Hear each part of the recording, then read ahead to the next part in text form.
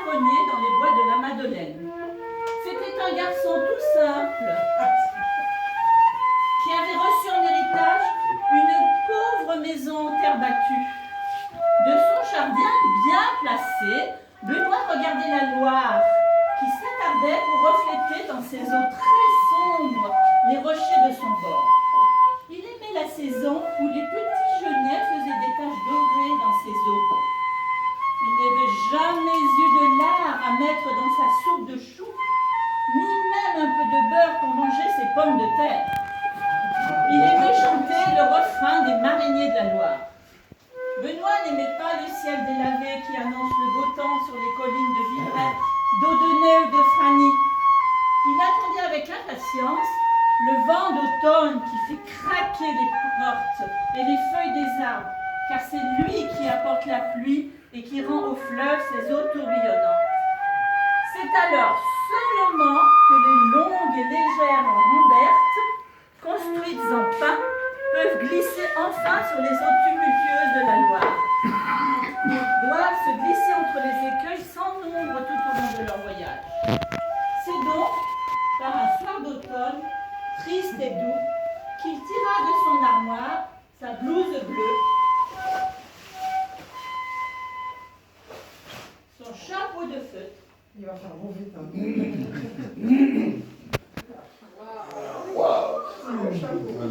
Un morceau de pain de seigle et quelques noix. Ça me goûtait. Pour les doigts ou pas? Il s'en alla, tout en allant là, par ce chemin de halage qui conduisait à la plaine du Forez. Depuis 15 ans déjà, il parcourait ce trajet qui le conduisait jusqu'à Saint-Rambert. Il en connaissait tous les détours dans les endroits où l'on glisse sans bruit, jusqu'à ces coins où le fleuve écume et gronde sourdement. Un pas devant l'autre, Benoît traversa la plaine du Forez, avec ses vastes plaines riches où se plaisent les blés, les maïs et où paissent les vaches grasses. La Loire avait perdu le goût de la galopade. Elle écoulait calme et tranquille.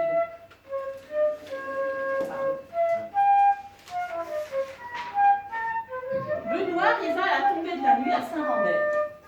Dès le lendemain matin, il rencontra le patron marinier qui l'embaucha aussitôt. Et pendant des jours et des jours, il menaça Rambert en évitant les gros rochers qui, de la plaine du Forez à la plaine de Roanne, tiennent trop de place dans le lit de la Loire. Benoît était rentré depuis longtemps de son voyage en Rambert sur la Loire. Il avait retrouvé son humble maison sur la colline aux herbes râpées.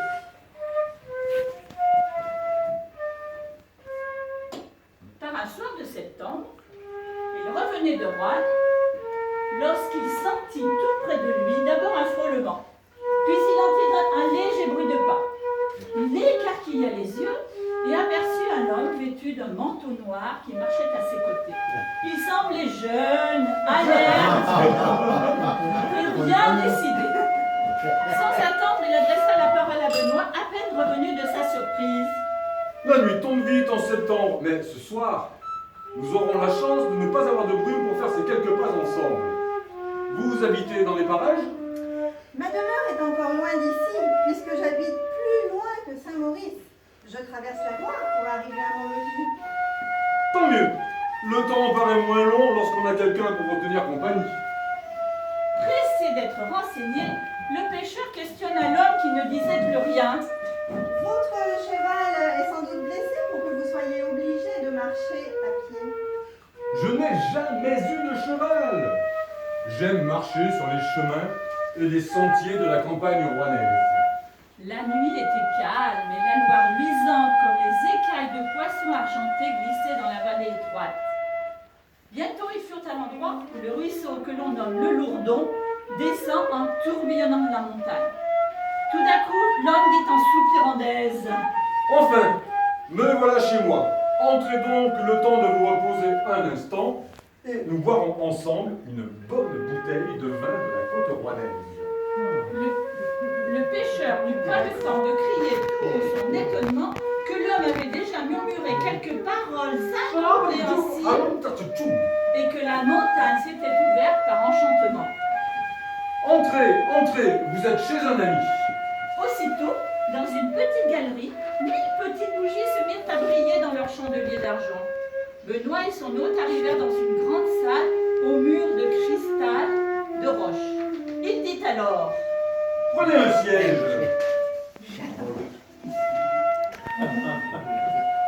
Oh là, que l'on apporte à boire sans tarder. De magnifiques servantes aux cheveux de miel déposèrent sur une table de marbre des bouteilles et des gobelets ciselés. À notre bonne santé. Ils vidèrent leurs gobelets d'un coup. Ce bon vin, pensait Benoît, fait honneur à la terre roannaise et aux vignerons qui la récoltent. Ce nectar lui donnait aise et contentement. Je ne vous donnerai ce soir ni mat de faim, ni pain perdu. Laissons ces mets grossiers aux gens de la montagne. Vous êtes dignes de partager avec moi des plats plus raffinés. Que diriez-vous d'une foulque que l'on nomme ici si sottement poule d'eau? Je n'ai rien à commander chez vous et j'accepte d'avance et avec reconnaissance ce que vous avez l'obligeance de m'offrir. Voulez-vous que l'on accommode à votre intention un saumon de Loire? En vérité, je n'ai jamais mangé de gros poissons. Si par hasard il m'était arrivé d'en pêcher un, je l'aurais aussitôt vendu à Roanne pour avoir quelques pièces de monnaie au fond de mon gousset. Tiens, en vous parlant, il me vient une idée. Avant le saumon, nous commencerons par manger des écrevisses. Oh là! Que chacun fasse avec diligence son travail, que le feu ronfle et que la table soit dressée sans retard. Les petits cuisiniers, les blondes servantes ne se firent point répéter un tel ordre. La table fut bientôt couverte d'une nappe de dentelle, de cristaux et de vaisselle d'argent. La bonne odeur de ragoût, de rôti et de sauce emplissait la salle et faisait saliver Benoît.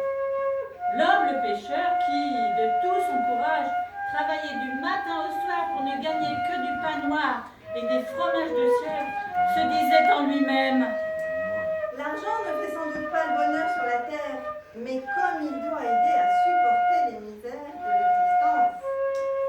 Il est temps de nous mettre à table. Prenez place et vous me direz ce que vous pensez de ce buisson d'écrevisses. Quel homme aimable, celui qui m'accueille ce soir n'est plus tout jeune, mais il a de bonnes manières. Le pêcheur de la Loire mangeait lentement, sans regarder autour de lui. Au moment où l'on apportait un énorme poisson, entouré de persil et de petites feuilles vertes, il leva les yeux. Ce qu'il vit alors de la tête aux pieds lui donna le frisson.